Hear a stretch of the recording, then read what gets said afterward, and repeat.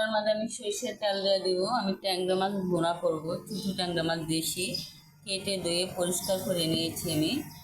এখানে আমি পেঁয়াজ কুচি দিয়ে দিব। এখানে দেখেন আমি কতগুলো পেঁয়াজ কুচি দিয়ে দিয়েছি। আমাদের বাসায় গ্যাস নাই, কারেন্টের চুলায় পাক করতে হওয়ার সমস্যা হয় আমাদের। আমার বোন সহযোগিতা করে সব কিছুতে। আমি পেঁয়াজটাকে একটু বাদামি কালার করে নিব, তারপর আমি সব মশলা অ্যাড করে দিব এখানে। এই যে এখন আমার পেঁয়াজটা বাদামি কালার হয়ে গেছে। আমি 4 চামচের রসুন বাটা দিব, আদা চামচ, জিরা বাটা আদা চামচ, হলুদের গুঁড়া আদা চামচ, মরিচের গুঁড়া আদা চামচ, আদা বাটা আদা চামচ,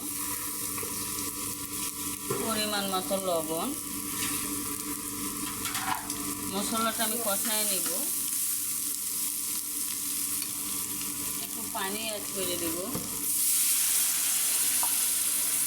দেখেন আমি মশলাটা পানি কষায় নিব 5 মিনিট। মশলা যত কষানো হবে অত ভালো হবে।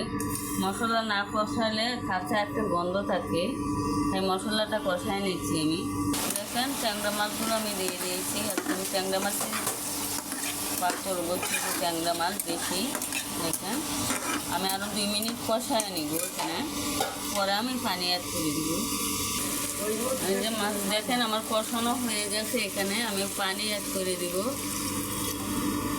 এই যে আমি পানি অ্যাড করে দিয়েছি। আমি কাঁচা মাছ পাক করছি, তার জন্য ভালো করে কষায় নিতে হবে একদম। আমি 4টা কাঁচামরিচ এখানে দিয়ে দিয়েছি, আর একটু পানি দেওয়া লাগবে। এখন 10 মিনিটের জন্য আমি ঢাকনাটা দেখে দিব। এই যে দেখেন আমার ছোটো মাছটা কত সুন্দর হয়েছে, আলহামদুলিল্লাহ। আর একটু জল আমি শুকায় নিব। দেখেন আলহামদুলিল্লাহ আমার ট্যাংরা মাছটা ভুনা হয়ে গেছে, ছোটো বেশি ট্যাংরা মাছ। আমি ধনিয়া পাতা কুচি দিয়ে দিব এখানে। যখন গ্যাস থেকে আমি বন্ধ করে দিব গ্যাসটা,